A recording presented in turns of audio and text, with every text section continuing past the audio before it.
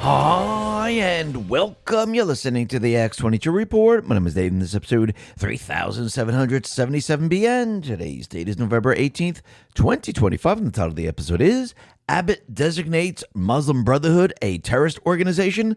Gloves are off. Trump sends a message to the deep state.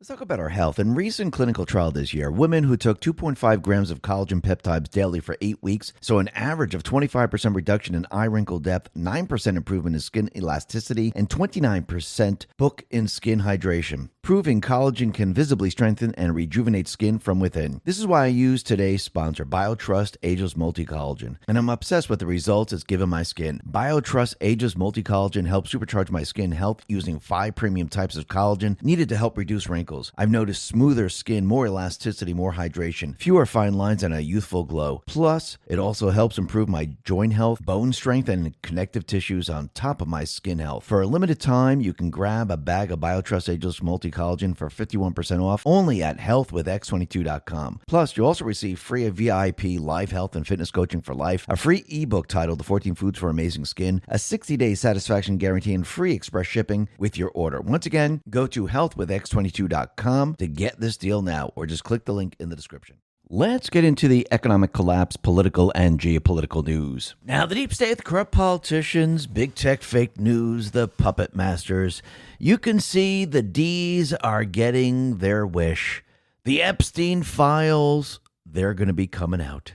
But it's not what they thought it was going to be. You remember going back a little bit in time when Elon and Trump, they had the disagreement, and Elon was out there posting on X that Trump is in the Epstein files. You think that was a little bit of a push to get the D's to really push the Epstein files? Do you think that was a trap that they set to get them to do what they wanted them to do? It's starting to seem that way, isn't it? And you could see the House today, they voted to release the Epstein files. It's going to go to the Senate. Of course, Trump said he'll release all of it because who is it going to implicate? It's going to implicate the Democrats. And remember, they pushed this. Trump did not. Optics are absolutely incredible.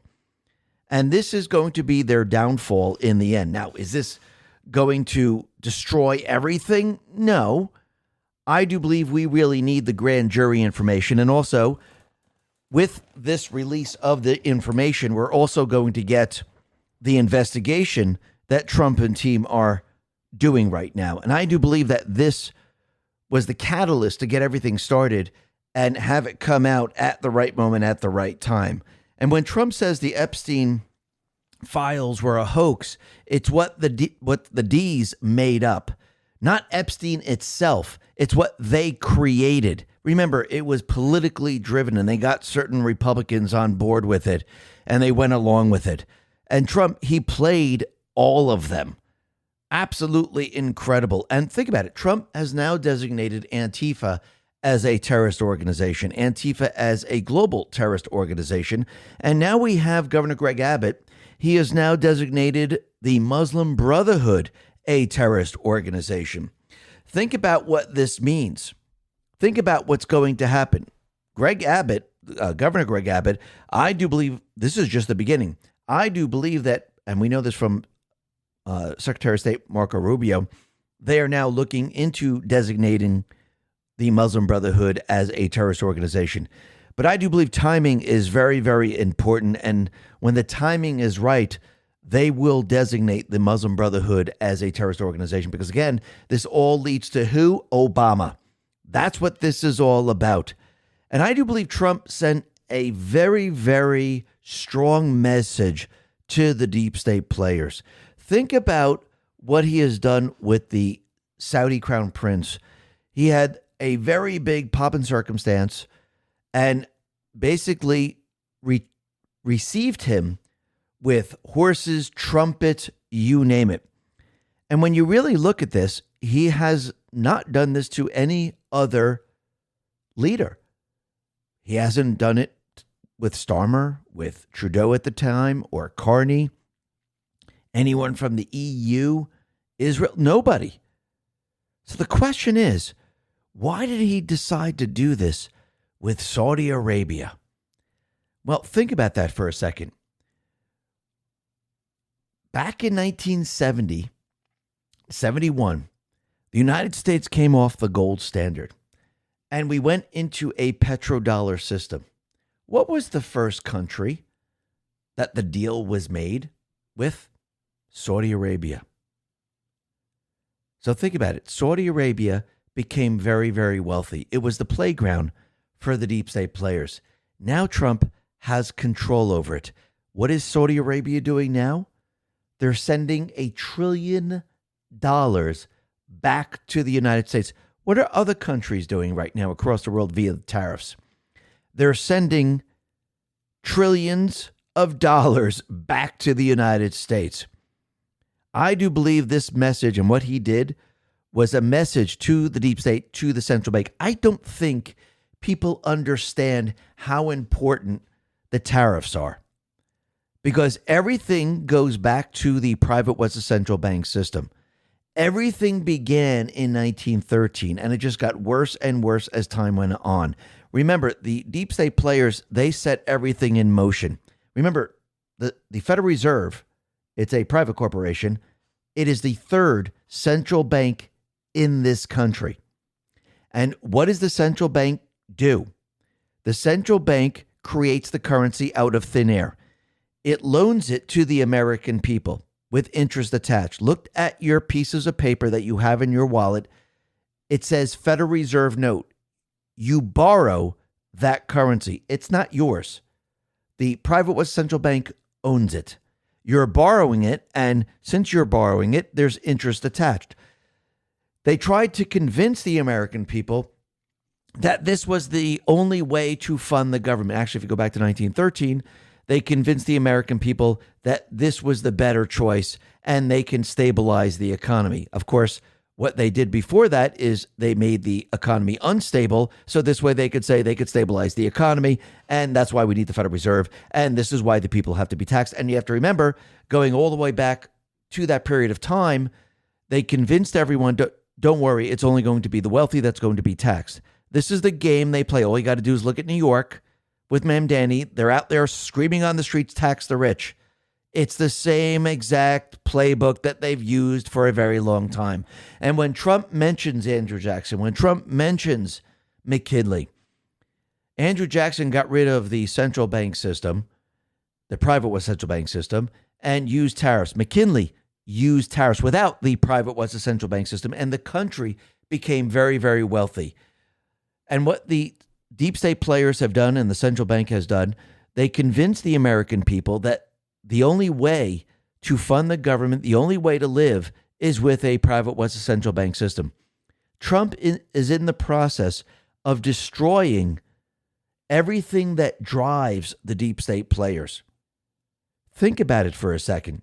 For the mafia to run, for a cartel to be operational, what do they need? They need money. If there's no money coming in, they're not doing it.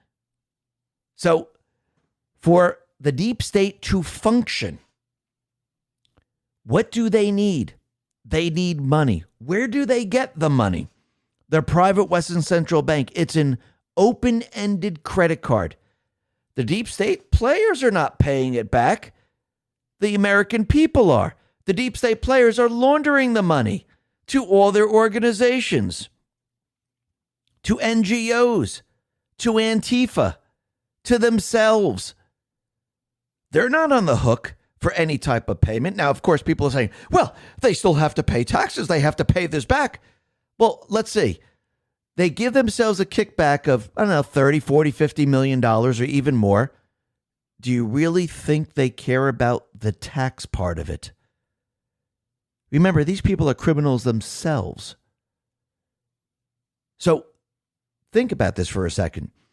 Trump, and this is why the tariffs are so important, he needs to shut off the flow of money, just like he shut off USAID. Now the flow of money to all the NGOs have completely stopped. You see, without the money, the deep state ceased to exist.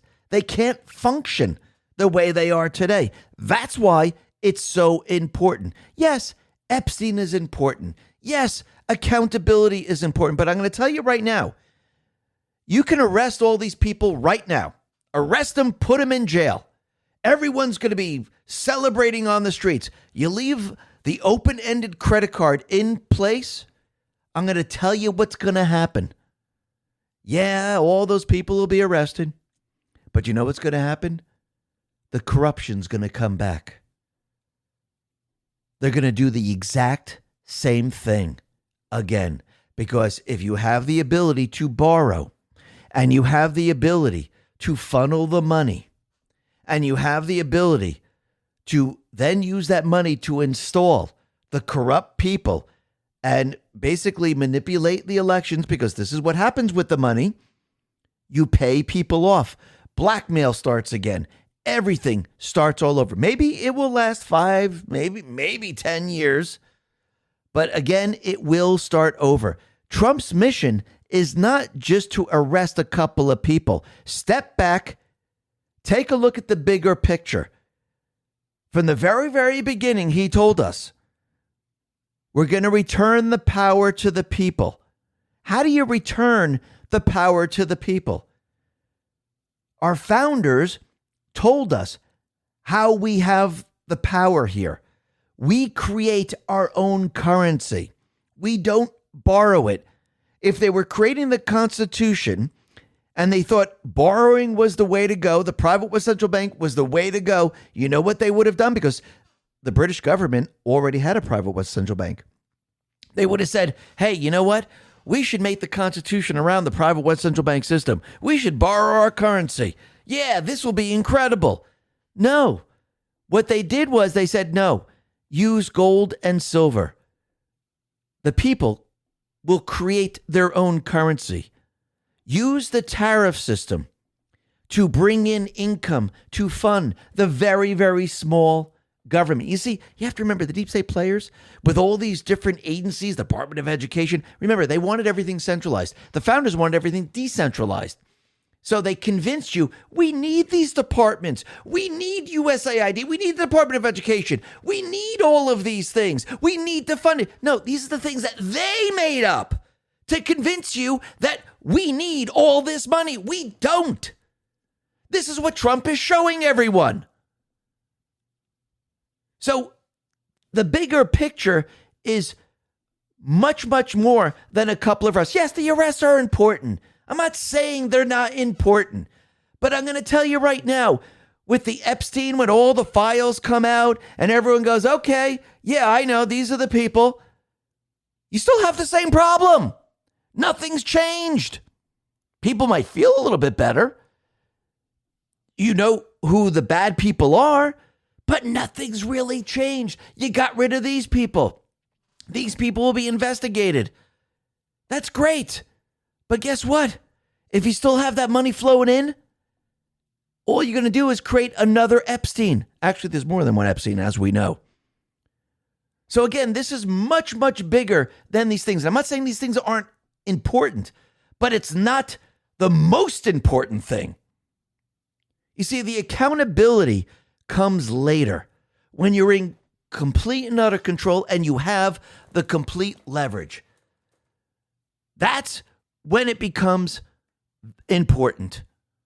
If we don't have that, nothing's going to change. This is why Trump continually mentions the tariffs. This is why he argues with people about the tariffs. This is why they're trying to stop him. And this is why they brought the case to the Supreme Court to try to stop him. Because they know, the central bankers, the deep state players, they know if the funding is cut off from the source, they're done. That's it. Game over. They don't exist anymore. And this is what Trump is doing. And I do believe he sent a message to the deep state players, letting them know it started with Saudi Arabia. Your system is about to end right now with Saudi Arabia. We'll be talking a lot more about this a little bit later. But first, let's talk about the illegals once again. As you can see, the fake news continually puts out fake information. And every time they do this, I think it gets worse and worse for them. And those individuals that are trying to obstruct the ICE agents, they are starting to realize that, yeah, you're not going to just be let go. You're going to be arrested every single time this happens. Ali Bradley put this out and said, "We witness an op in California and his team being assaulted in Charlotte while at a gas station, getting snacks and using the bathroom. A self-proclaimed anti-ICE activist hopped a curb, barreled into the parking lot, and drove aggressively at agents. Agents gave the individual a warning. They then tried to box agents in to prevent them from leaving. Agents issued another warning. The individual then backed up into government vehicle, then took off, leading agents on a high-speed pursuit for about a mile. The individual, who is reportedly a U.S. citizen, was arrested for assault on a federal agent, but denied any wrongdoing." Of course they did. But again, you could see that every single time these stories come out, they say, oh, no, it was just an innocent person. He wasn't really boxing the agents in. And you could see that every single time they do this, they're going to be arrested. These agents will give them warnings over and over and over, but they're going to learn that their patience is running thin, and they're just going to start arresting people if they keep this up. And it's getting worse and worse for all of them. Their entire movement, their tactics, it's not working anymore. Now, the other thing that's very interesting is that out in North Carolina, we know that ICE is now performing an operation. And something very interesting happened out in North Carolina, especially in Charlotte Public Schools. Approximately 21,000 students were absent today in Charlotte Public Schools, likely due to the new ICE operations. That's approximately 15% of total enrollment. So that is very interesting. So the school systems are packed with illegals, which means we're spending a lot of money on the school systems. We have too many kids in the classrooms, and all of a sudden, all these kids decided to miss school. Peter Sayong responded to all this and said, if 15% of Charlotte public schools are illegals, that implies at least 25 million illegals nationwide. That's a 2 to 2.5 times official statistics. Stephen Miller responded and said, so a conservative estimate is that 1 in 7 of a major southern public school district is here illegally. Absolutely. And once again, think about all the funds, think about all the money and everything else that is being spent on all this. And think about how packed the schools are. Remember, the school system gets money from the students in the school. And of course, from test scores and things like that. But I do believe a lot of schools get money from attendance. So if you bring in more and more people, the school's going to get more and more money. That's very interesting, isn't it? I do believe that at this point in time, everything needs to change in the school system. But under Trump, what has happened? The number of new foreign students in the U.S. has fallen by 17%. So before Trump, you could see that it's skyrocketed. And now, since Trump is in office, he's bringing that number way, way down. And yes, a lot of these individuals need to be deported out of this country. If they want to come back to this country and do it the proper way, that is not a problem. They can go to the port of entry. They can go ahead and then enter the country the correct way. And I do believe that's exactly what needs to happen. And you can see that Trump and his team, this is exactly what they're doing. Now, today we've learned that the Epstein files are going to be released. The House just passed with a vote. And what's very interesting is I want to go back a little bit because remember when Elon said Trump was in the Epstein files a few months back and Trump downplayed the files?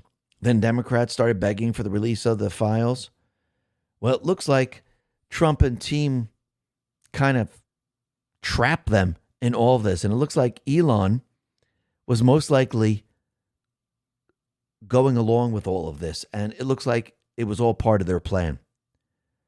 And you can see that the Epstein files, they have nothing to do with Trump. All of it has to do with the Democrats. He donated to the Democrats. He was part of the Democrats' criminal organization. They blackmail people via the Democrats. Everything revolved around the Democrats. C3 put this out and said, Jeffrey Epstein visited Clinton White House 17 times. Trump White House, 0. Judges that blocked the Trump DOJ from releasing Epstein grand jury docs. Richard Berman, appointed by Clinton. Paul Engelmeyer, appointed by Obama. Robin Rosenberg, appointed by Obama. Ooh, think about that for a second. Remember, Trump said, hey, release the grand jury information. I wonder why the D's didn't want this out there. Very interesting. Paul Sperry put this out and said, House Oversight release of Michael Wolff's unpublished Epstein profile reveals the convicted underage sex trafficker told him he spent hundreds of hours with Bill Clinton, including ferrying him around on his jet, and that Epstein's address book contained many Clinton contacts. He also donated to the Clinton campaign. So this tells you everything you need to know right there. And Trump just dropped the hammer. Jim Ferguson put this out and said, if Congress forces the vote, President Trump will sign the Epstein File Transparency Act into law. This is the moment the corrupt political class has feared for decades. The walls are finally closing in. Trump is right. We have nothing to do with Epstein. The Democrats do. And every name the media protects, every flight log they buried, every friendship they pretended didn't exist is about to be dragged into the light.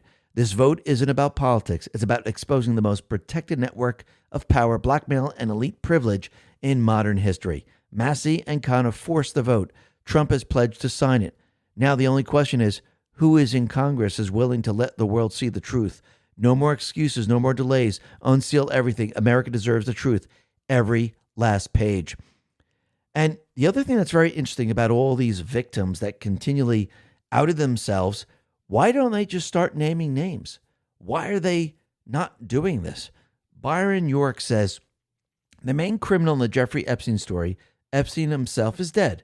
Suicide in a jail cell. Allegedly. The secondary criminal, Ghislaine Maxwell, is in prison. These victims have gone public, given up privacy.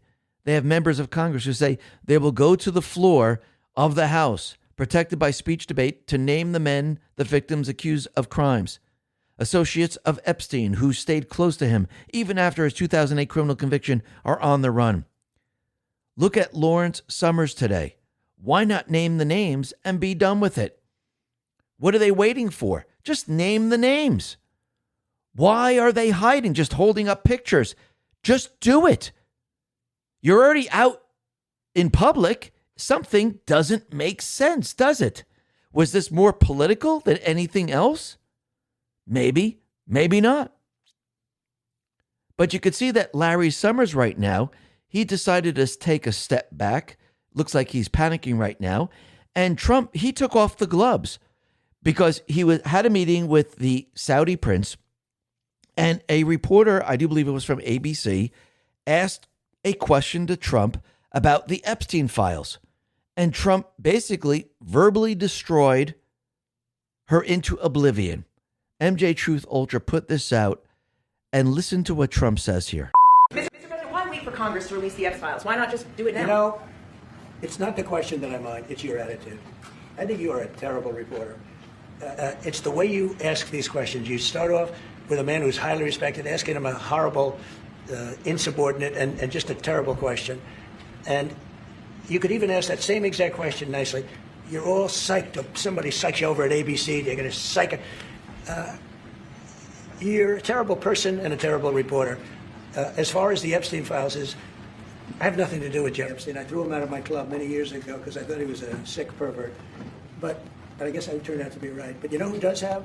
Bill Clinton, Larry Summers, who ran Harvard, was with him every single night, every single weekend. They lived together. They went to his island many times. I never did.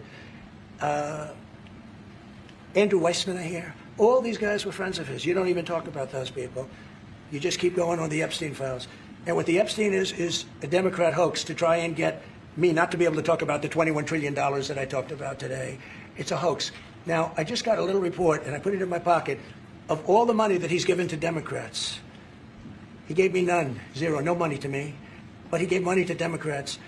And people are wise to your hoax. And ABC's, your company, your crappy company, is one of the perpetrators. And I'll tell you something. I think the license should be taken away from ABC because your news is so fake and it's so wrong. And we have a great commissioner, the chairman, who should look at that, because I think when you come in and when you're 97% negative to Trump, and then Trump wins the election in a landslide. That means obviously your news is not credible, and you're not credible as a reporter. So I've answered your question. You should go and look at the Democrats who received money from Epstein, who spent their time. Larry Summers was with him all the time. That creep of the fund guy was with him all the time. What's his name? Reid Hoffman. I don't know Reid Hoffman, but I know he spends a lot of money on the radical left. Reid Hoffman, in my opinion, should be under investigation. He's a sleazebag. And those are the people, but they don't get any press, they don't get any news, and you're not after the radical left because you're a radical left network. But I think the way you ask a question with the anger and the meanness is terrible. You ought to go back and learn how to be a reporter. No more questions from you. Now, don't you find it interesting that Trump is naming names? He's already started an investigation. Trump has nothing to do with this. Watch the fake news not report on any of the information that comes out. I think that's going to tell you everything you need to know. Now the Senate has to vote on this. Let's see how this goes, and let's see how many of those individuals really want this out there. Hopefully the Senate says release it all. And actually, this is going to put a lot of pressure on the Democrats. Now, the other thing that's really, really interesting is it looks like after the vote, what happened? It looks like Comer torched Hakeem Jeffries. Nick Sorter put this out and said, holy crap, House Oversight Chair James Comer just exposed Hakeem Jeffries on the House floor for soliciting a meeting and donations from Jeffrey Epstein, even after Epstein was convicted a sex predator. The Epstein thing is going to backfire massively on the Democrats. Absolutely. It's going to be a complete and utter disaster. So let's see how this all plays out, because they already have individuals that are ready to primary all these people. Now, when you really step back and you take a look, it looks like maybe part of the plan is to remove all those people that have been in the Democratic Party for a very long time and replace them with the far left people. They're getting rid of Nancy Pelosi. They're trying to push out Chuck Schumer. We're starting to see that Hakeem Jeffries, there is someone that is going to try to primary him. Can you imagine if all the moderate Democrats are pushed out and the Democrats bring in all the far left individuals?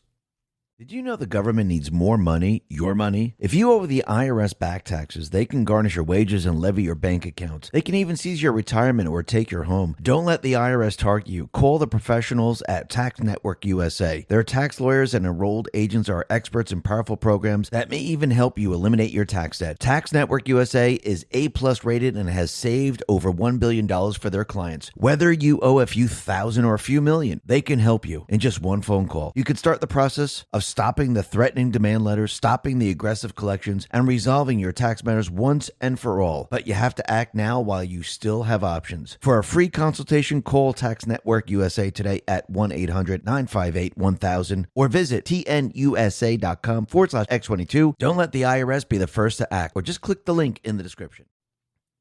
What do you think is going to happen moving forward? This will be the end of the D Party. And it looks like this is exactly what is happening. But you can see that FBI Director Kash Patel is not just sitting around, especially during the shutdown. They were still running ops during this period of time. And he put this out on X and said, here's some of what your FBI did as an accepted agency during the record-long government shutdown. 3,419 arrests, 279 children identified and or located, 170 kilograms of fentanyl seized, 2,100 kilograms of meth seized, 2,200 kilograms of cocaine seized, 908 illegal weapons recovered. This was all while the vast majority weren't getting paid, but these men and women kept showing up and delivering for the country. I'm proud of their service to America, and the best is yet to come. Now, it's very interesting that if you notice, Kash continually puts out the message that these are cops being cops. They're doing a great job. They're arresting all these people. Yes, I do believe that they're trying to rescue as many children as possible. But I do believe he's also building the narrative, because if we want accountability as we move forward and you won't want these people arrested, we need to make people understand that the FBI has changed. They're here to stop criminals, and their investigation will then stand up to scrutiny, especially, again, with the DOJ. So I do believe this is why they're putting all these messages out there, because, again, in the end, everybody wants accountability. And once we expose the judges, once we impeach the judges, and once we have the leverage against the deep state players, I do believe Trump will then use that leverage to actually go after these people. And remember, timing is very, very important. Why do you think Trump did all of this with Epstein? Remember, who forced all of this? It wasn't Trump. It was the deep state. It was the D's. It was the fake news. They're the ones who wanted it. Well, now you got it. And this is not going to end well for all of them. But like we've been saying for a very long time, I do believe when evidence really starts to pour out, and I do believe most likely this will happen after the midterms. You might see a couple things before the midterms, but the accountability and everything else, I do believe that will happen after the midterms. And I think the only things that the D's and the deep state players have left after this is most likely a communication shutdown and war. So I do believe that we might see this come up after the midterms, because I do believe that we, the people, are going to win the midterms because we have to. And what's very interesting, and I think people are starting to notice this, is that we're having many different issues with the social media sites, and not just social media sites, but many, many sites, which is very, very interesting. I don't know if the deep state players are probing to see how can we bring down the social media sites by not going to every single social media site, but actually using a point of failure and using that point of failure to bring down multiple sites. And it seems that Cloudflare is probably one of them. And what we saw today was Amazon, ChatGPT, Indeed, Shopify, Spotify, X, True Social, you name it. All of a sudden, they went down. Actually, the Cloudflare outage impacted over 100 million website users, with thousands of websites reporting complete blackouts. So if you were going to stage a communication blackout, would you go to every single site, or would you go to a centralized point of failure and bring that down? That is very, very interesting. Now, once again, this just might be a coincidence, or are they testing all of this for later on? Now, the other thing that we see, and Chuck Ross put this out, is that Soros gave $250,000 to a British NGO, the Center for Countering Digital Hate, behind the push to kill Musk's Twitter. Elon Musk, who has long battled Soros, has said he's going after this group's donor. So do you think that this is the only organization that Soros has been funding? I don't think so. Now, again, the Cloudflare might just be a glitch, or maybe the deep state players are prepping for something. But we could see when we start to look at what's going on in Venezuela and Colombia and many other places, we know the deep state players, they control a lot of the criminal organizations. It's all part of their system. And like we said from the very, very beginning, these criminal organizations, they're operational because they receive funding. Now, the central bank has been in line with the funding of drug runners for a very long time. And basically, you could see that they've set up certain cartels in all different areas. And think about it. When the central bank came into existence, they set up the IMF, the World Bank, the World Health Organization. They centralized a lot here in D.C. in the United States. And basically, they set up cartels across the country. Remember, when there was a war on drugs, it was the intelligence apparatus war on other cartels so they could take complete and utter control. And Data Republic actually does a breakdown of the Cartel de los Soles. And this is what she says. I have a feeling this could turn out to be the most important rabbit hole yet, so pay attention to this thread. Most conspiracy theories claim some shadowy cabal is secretly pulling the strings.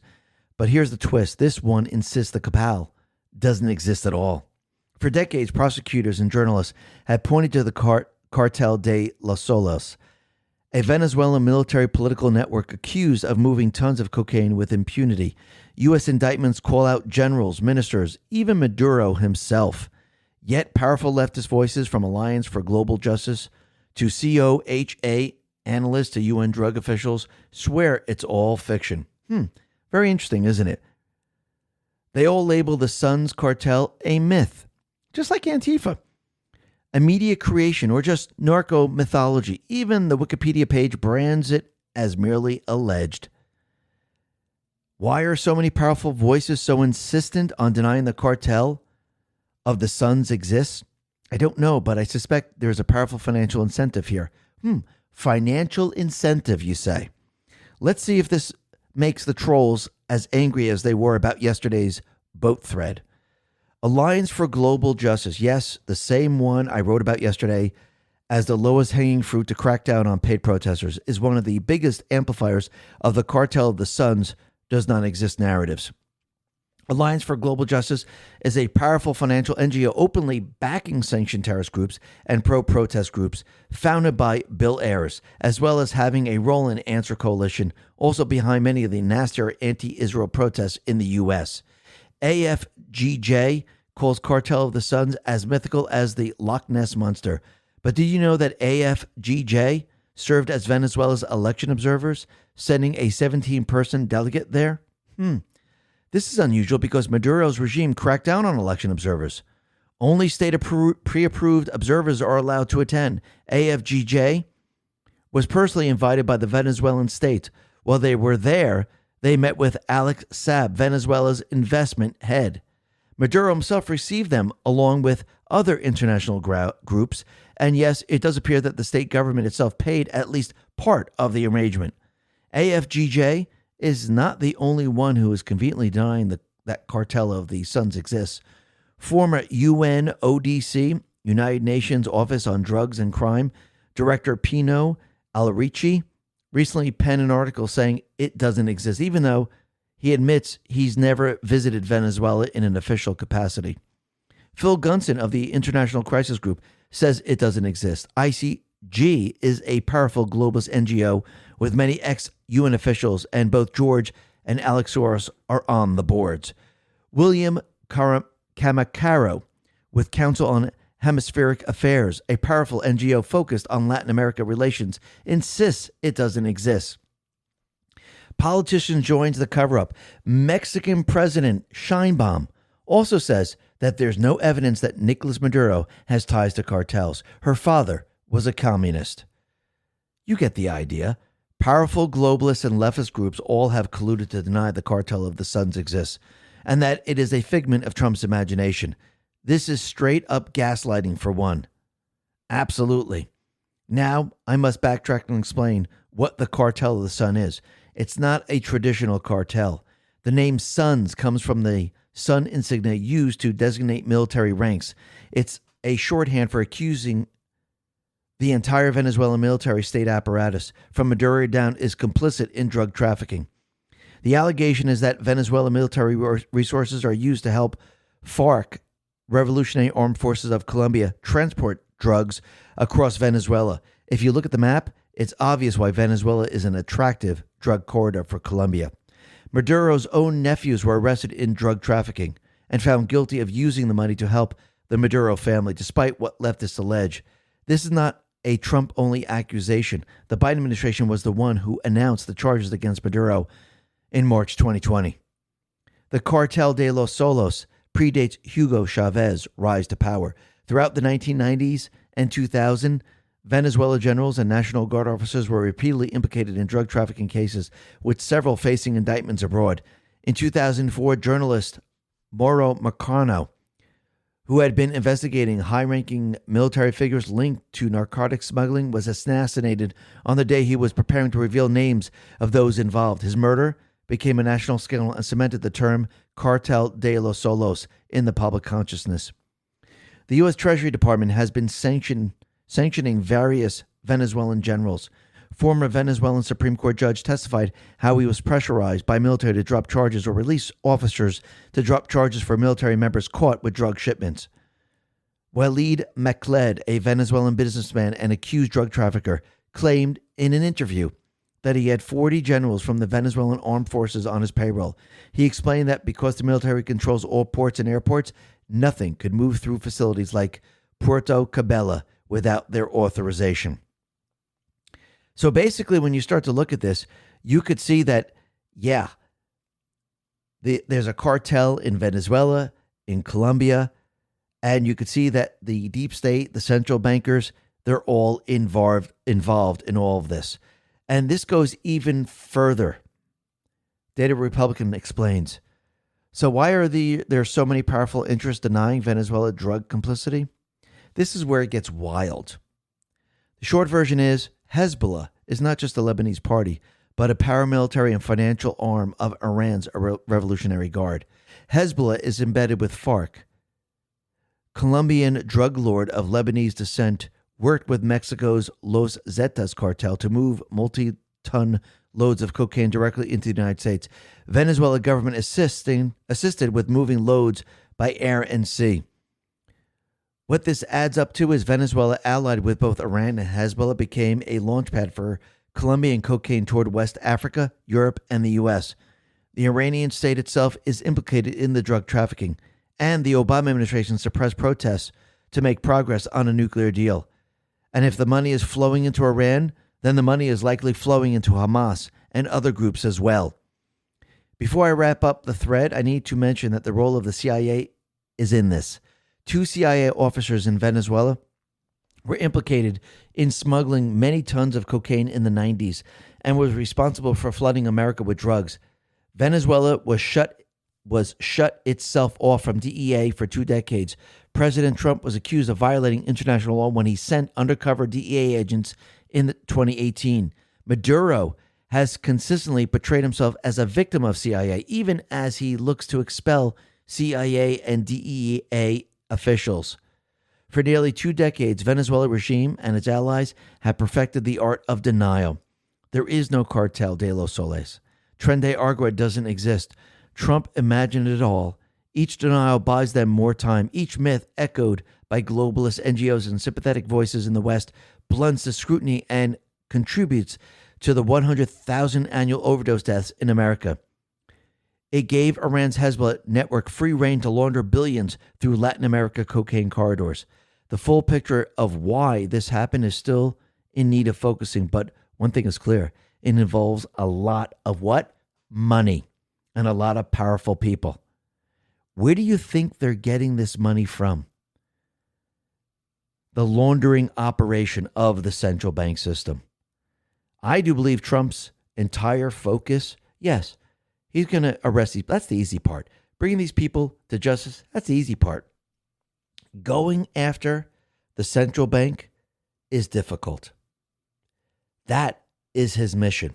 But what he needs to do to compete against the central bank and eventually get rid of it, he needs to have a system that brings in income. Because if we're just borrowing from the central bank and get rid of the central bank, what happens?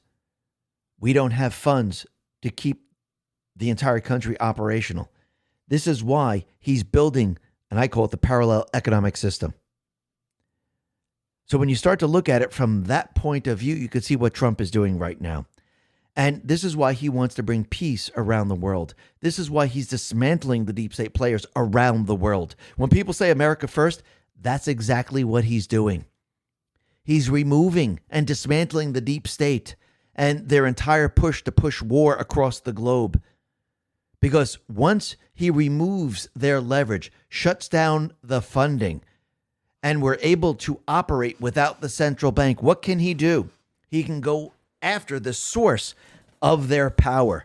So when he says, yes, America first, and everyone says, why you're concentrating in all these ridiculous areas? Because we're all connected. Do you think the deep state players are only here? I mean, really think about it. They're running this system. Why do you think Bolton is so panicked over what Trump is doing in Venezuela? Because the criminal syndicate expands across the globe. So when we say America first and we want America to succeed, if you leave everything intact, America is not going to succeed. Actually, it's going to be that much worse.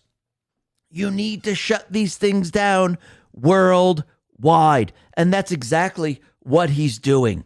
So all these politicians, the fake news, and all these other people, they have no idea what they're talking about. And what just happened with Trump? Well, the UN Security Council adopted the U.S.-led resolution to establish an international stabilization force in Gaza. 13 votes in favor and 2 abstentions. So the UN Security Council voted to support President Trump's peace plan for Gaza, despite the significant hurdles that remain. So let's see. He's the peacemaker now.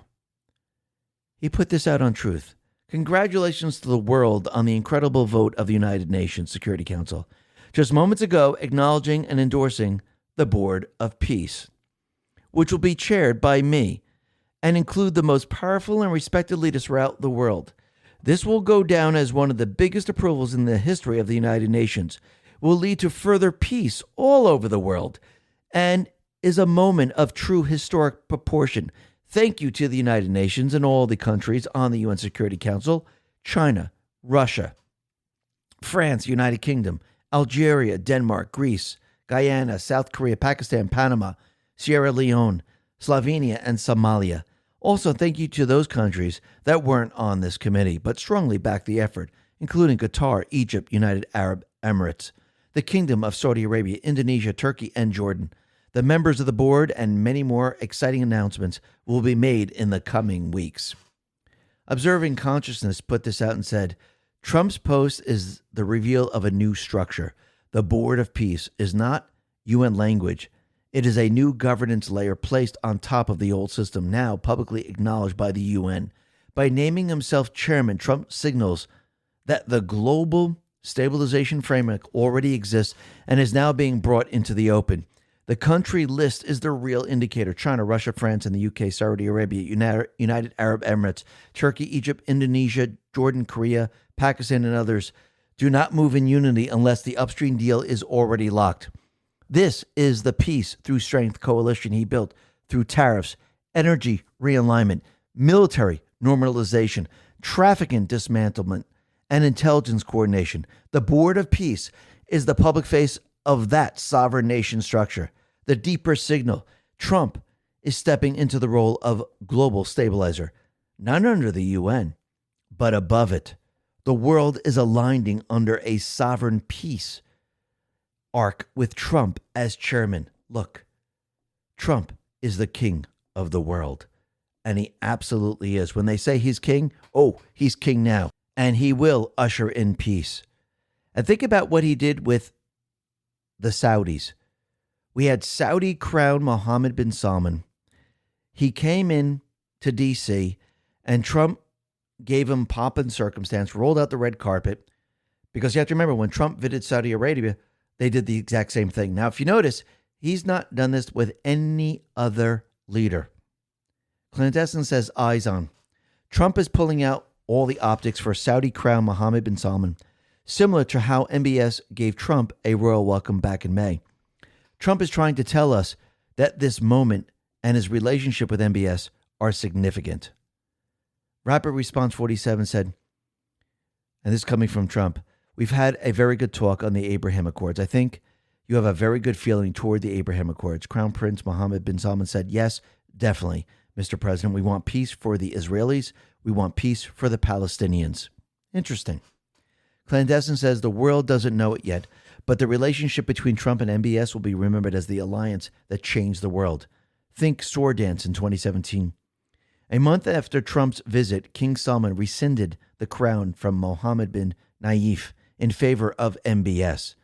This led to the infamous Saudi corruption purge of 2017 and consolidation of power money within the Saudi royal family.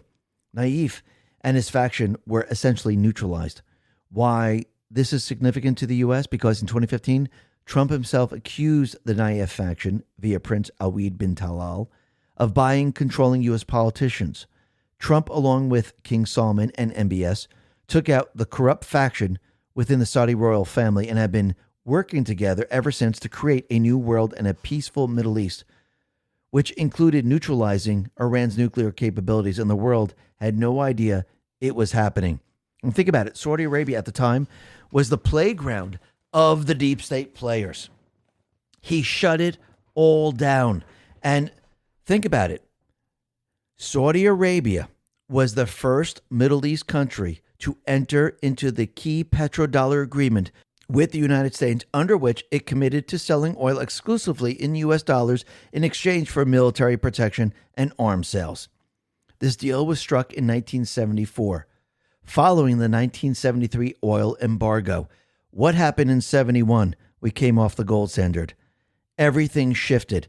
This is when the entire fiat system was started. Yes, the central bank was in existence from 1913. We became the reserve currency right after World War II.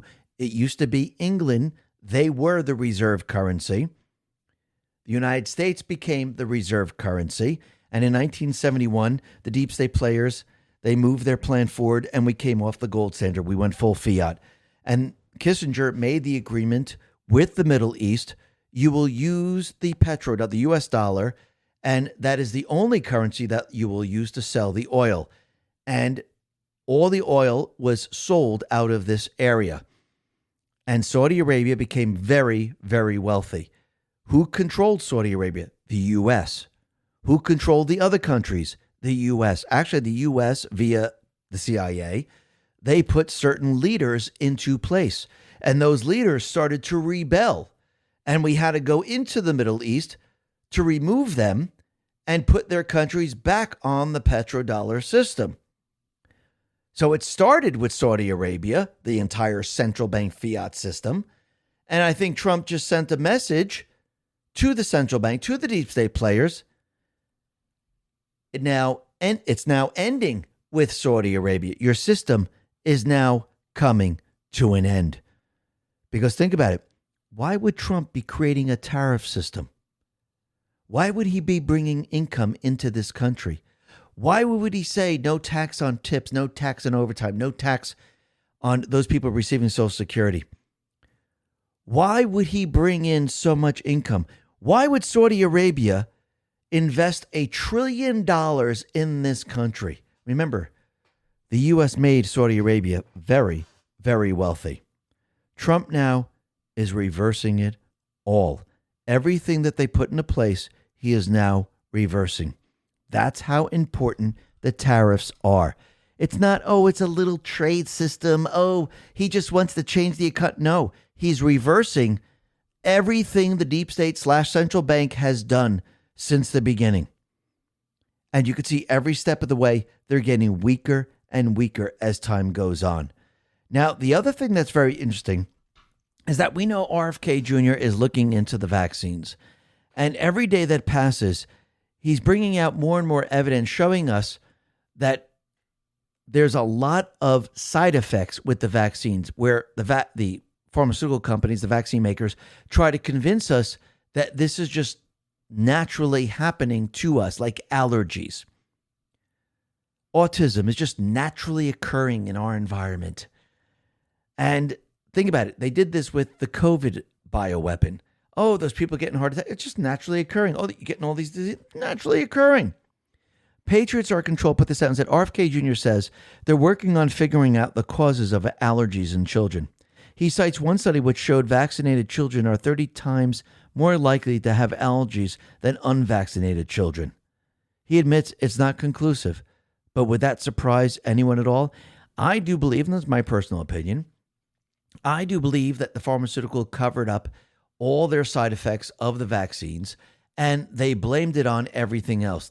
They blamed it on the people. They blamed it on other individuals, and all these allergies that you're seeing and all the ailments, cancer, you name it, a lot of it came from the vaccines. And I think RFK Jr.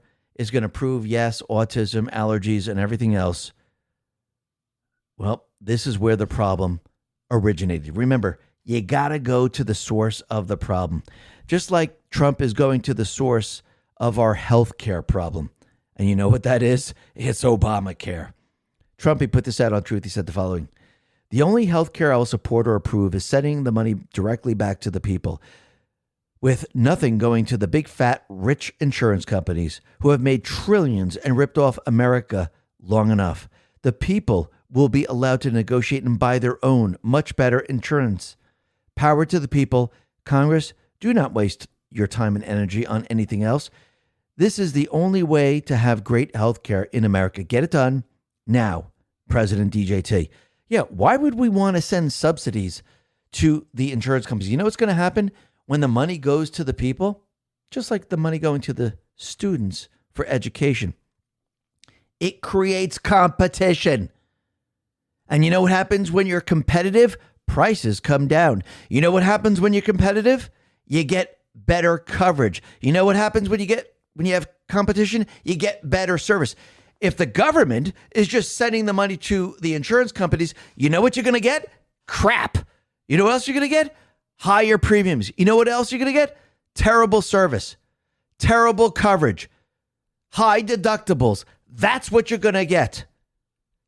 So yeah, the money should go to every single person. And anyone saying the money should not, vote them out. Vote them out because most likely they're getting some type of kickback somewhere, somehow. That's the only reason they would want this. And we know most likely Obama was. Think about that for a second. And think about how the D Party is going to change. I think Trump is going to be using this to his advantage. Lisa Cusack put this out and said, for everyone keeping track, the race for LA mayor is now between the woman who let the Palisades burn down, the man who was the superintendent to shut LA USD schools down for over a year in the COVID, and a card-carrying member of the DSA, an advocate for more control. Sounds like socialism to me. Sounds like all bad choices. And we could see there's already calls to primary Hakeem Jeffries. Hakeem Jeffries was called out during the vote on the Epstein files, saying that he was taking donations. And now we have a queer Buddhist socialist, New York City councilman, reportedly planning to primary Hakeem Jeffries, a close ally to Mamdani, and the only Gen Z member of the New York City Council. Chi Ose has reportedly told allies he plans to challenge Jeffries. So let's see. You're going to get all these far left people in there. Didn't we see this already with Biden? The far left was running the country. Now they're going to be running the D Party. Oh, this is going to be very, very interesting as we move forward. Just like it's very interesting how all these Ds were subpoenaed, like Bill and Hillary Clinton, and they're refusing to appear before the House Oversight Committee over the Epstein deposition. And State Representative Anna Paulina Luna says, yeah, why aren't they showing up? This doesn't make any sense. So these are the people that were subpoenaed. Hillary Clinton, Bill Clinton, supposed to be October 9th, October 14th for Bill. Merrick Garland on October 2nd. Comey October 7th. Bill Barr August 18th. And many others. So let's see. They decided not to show up. Shouldn't they be arrested? Remember, Schiff said the following. Prosecution of those who refuse to comply with a lawful subpoena is vital to ensuring congressional oversight has teeth. Otherwise, Congress cannot function as the founders intended. The balance of power becomes unbalanced, and a corrupt executive can't be held to account. Gaina Fauci says, I agree with Adam Schiff. Bill and Hillary should be prosecuted for refusing to comply with the lawful subpoenas they receive regarding their relationships with Jeffrey Epstein. I expect Senator Adam Schiff to soon call for Bill and Hillary Clinton to be arrested, right? And remember, they did this to Peter Navarro. Bad Hombre says Peter Navarro sentenced to 4 months in prison for this. Absolutely. So, yeah, let's go pick him up. Let's throw him in prison. They didn't abide by the subpoena. The Democrats should be all for this, right? Very interesting. But you can see what's happening right now with the D Party. And I do believe they're going full far left right now. And it looks like AOC is now sending a message to the trans-Tifa, transgender individuals. Now think about it. When you look at all the shootings and you look at everything that was been going on, there's one thing in common here. And I don't think anyone can really not see it. It's all trans people. Trans people are members of Antifa. Very interesting. But AOC put this out and said, this Transgender Awareness Week, we celebrate the resilience, courage, and beauty of the trans community. Your lives matter, your stories matters, and your right to thrive and exist authentically is non-negotiable. Now remember, the D Party, they said they were a protected group. Why would they say they are a protected group? Just think about that for a second. Karma Patriot said, since the most of recent shooters have been brainwashed by radical trans ideology, one might say this post by AOC sounds a lot like a veiled call to action. In the context of radical ideology, a call to action refers to a deliberate persuasive element within extremist propaganda and messaging that explicitly urges individuals, often those already sympathetic or vulnerable to the ideology, to take concrete, immediate steps toward advancing its goals. Unlike general advocacy, CTAs in radical contexts are designed to bridge the gap between passive belief and active participation. Exploiting grievances, fears, or a sense of urgency are used to radicalize and call to action those who are vulnerable to extremist messages and narratives. The aim of modern propaganda is no longer to simply change thoughts, it's to provoke action. And she's absolutely right with this. And we can see they continually put these messages out there. Now, the other thing that's very interesting, and this has to do with the New York Post article that was put out by Miranda Devine. There's a certain section in there that Liz Harrington actually highlights. And it says the following: among the 17 accounts uncovered by our source, only one on PayPal was operated under an alias Rod Swanson. Rod Swanson is a former senior FBI agent who was the chief of investigations for the state of Nevada during the 2017 Las Vegas mass shooting. He also previously served on FBI Director Robert Mueller's protective detail and as a firearms instructor in Pennsylvania. Contacted by phone over the weekend, Swanson said he was surprised his name was connected to crooks. I don't know anything about that kid or his family, he said. I don't even use PayPal. I don't even know how to set up PayPal account. Well, Liz Harrington says, what? So that is very, very interesting. So either this individual is lying or someone used Rod Swanson and he just so happened to be an FBI agent. That's very, very interesting. Now, we could see that the deep state players, they are now using their corrupt judges to try to get Comey off. And I do believe this is going to happen with all the other cases. Some of the judges might not be corrupt and some of them might not be federal judges. But again, that actually tells us that the situation is a lot worse than we can ever imagine.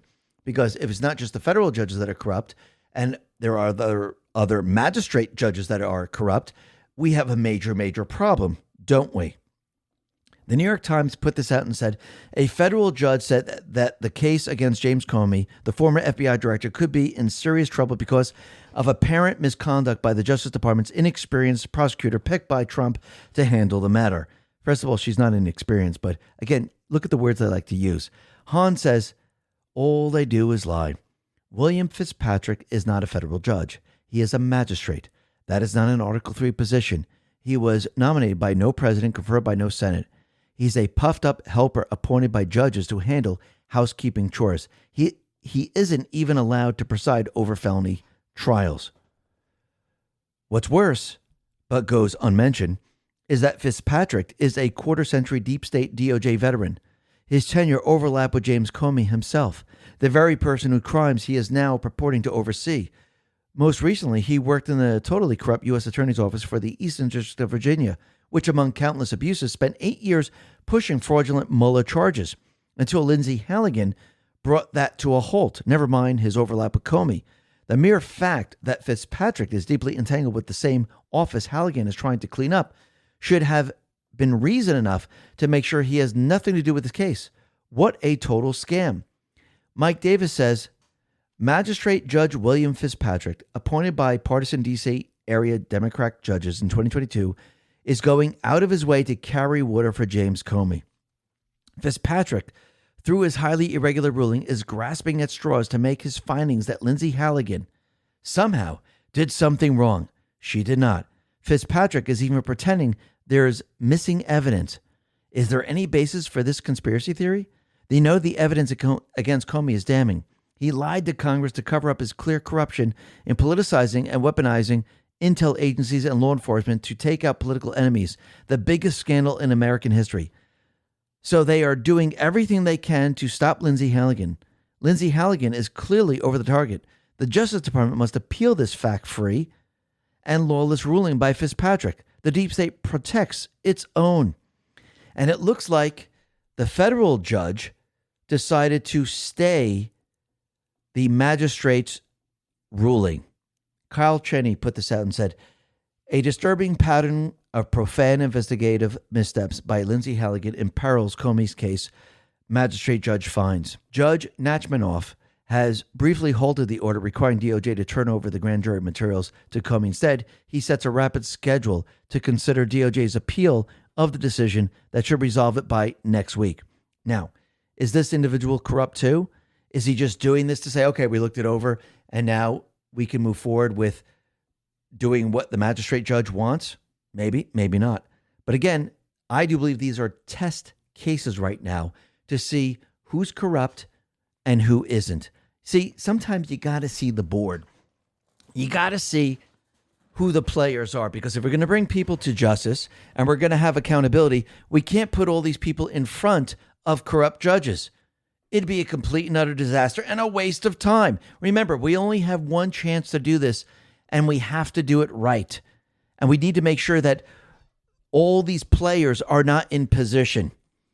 Julie Kelly says, boy, oh boy, I, for one, am really enjoying the judiciary's sudden granular scrutiny of the DOJ's claims related to indictments, questions about the integrity of secret grand jury proceedings, and potential mishandling of privileged materials. It's funny how they didn't do this during January 6th. She then says, one thing Congress can do to try and clean up the judiciary is stop the revolving door between U.S. attorneys' offices and the federal judiciary. This is the judge tasked and overseeing issues in the Comey indictment. Fitzpatrick's almost 25-year tenure in the DOJ overlapped with Comey. And this is absolutely true. So how do we stop this? Well, Congress has to do this. And once again, we have the majority, but do we have control? Will they do this now? Most likely not. So that is very, very interesting. I mean, just look at Judge Boasberg. Eric Schmidt put this out and said, rogue Judge Boasberg needs to be suspended today. Impeachment is coming, but we don't have to wait for the House. President allows suspension from judicial misconduct. Proud to lead this effort, laying out the path for his suspension. The D.C. Circuit would be wise to take it. So let's go. Let's suspend him. You really think the deep state players and those in the Senate and everywhere else, you think they're going to go along with it? I hope they do, but most likely probably not. Now you understand why the midterms are so important? Because we need control. But it looks like every step of the way we could see that the Patriots, they're now setting everything up. Remember, timing is very, very important. And right now, we don't have all the leverage that we need. Soon, we will. Right now, we don't. So let's put everything into place and prepare for that time when we're going to actually round people up and hold people accountable. Greg Abbott put this out and said, today I designated the Muslim Brotherhood and Council on American Islamic Relations as foreign terrorists and transnational criminal organizations. This bans them from buying or acquiring land in Texas and authorized the Attorney General to sue to shut them down. And I do believe that this is the beginning, because remember, who's part of the Muslim Brotherhood? Obama. All roads lead to Obama. It's infiltration from within. So basically, we could see that the deep state players, they're still trying to stop the patriots of this country. And what does Trump want to do? He wants the redistricting. He wants it in Indiana. He wants it in Texas. Because again, the deep state, the D's, they've been gerrymandering for a very long time. And now Trump wants all of this reversed. Amuse put this out and said, federal judges block Texas House map while courts let California's Dem gerrymander stand. So the federal judges have decided that Texas new congressional redistricting cannot be used in the 2026 midterms, robbing Republicans of 5 new House seats, Meanwhile, the court has signaled that it will allow California's new map, giving Democrats 5 new seats, will stand. One rule for them, one rule for we, the people. Think about that for a second. Do we have the leverage yet? No, we're gaining leverage. We keep pushing, and Trump is trying to make the midterms as safe as possible.